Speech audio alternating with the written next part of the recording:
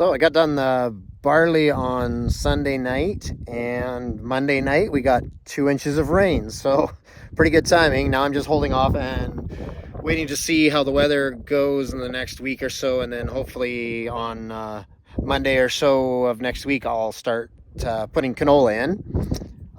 I usually like to wait for the weather to be a little bit more stable, where we're seeing 15 degree 20 degree highs, and so we don't have a potential for frost. And because canola can bounce up pretty quick and be within 4 or 5 days, it can be emerged from after seeding. So it's pretty important to make sure it's not going to freeze off, because when it freezes off, it can be a real gong show and you have to reseed. So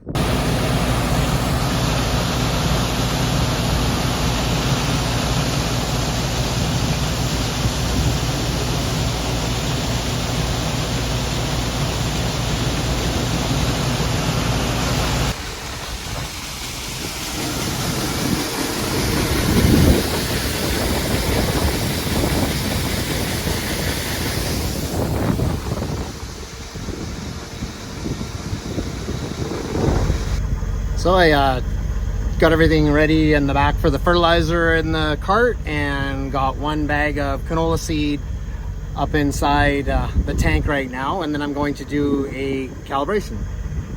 I use my handy dandy zoom boom there to put the canola in. It helps quite a bit.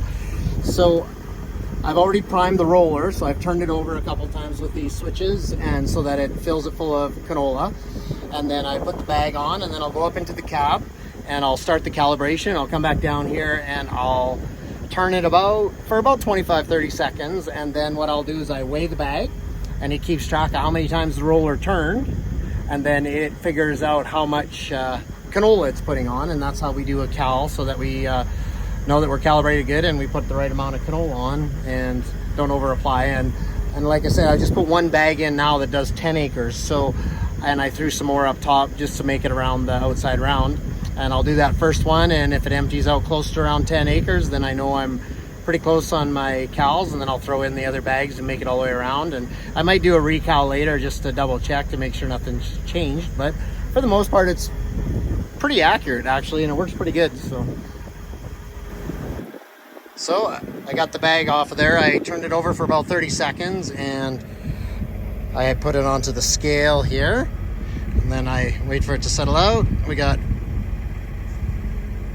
5.25 pounds. So the bag weighs 0.9. So that means I'm 4.35 pounds. And then I go up, and first of all I got to do is turn these guys back on.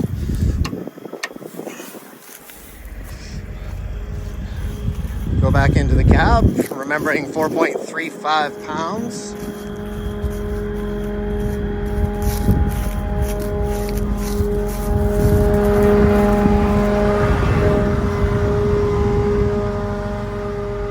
Monitor was in cal mode here, you can see it. So then it showed how many times it turned there. So then I stop, then I enter in 4.35. It won't let me do that, so I'm going to actually do 4.4. Enter. Okay, and then it gives me a cal number, which is 49.6. So let's see how that compares to last year's numbers. So I got a book here that I keep track of all my different cal numbers over the years. I can get it to work with one hand here. Okay. Canola is normally the last one, so it might be the last page. Nope. See, I grew soybeans once.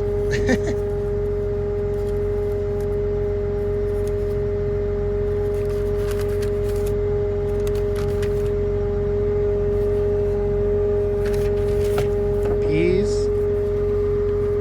barley, canola. There we are, finally.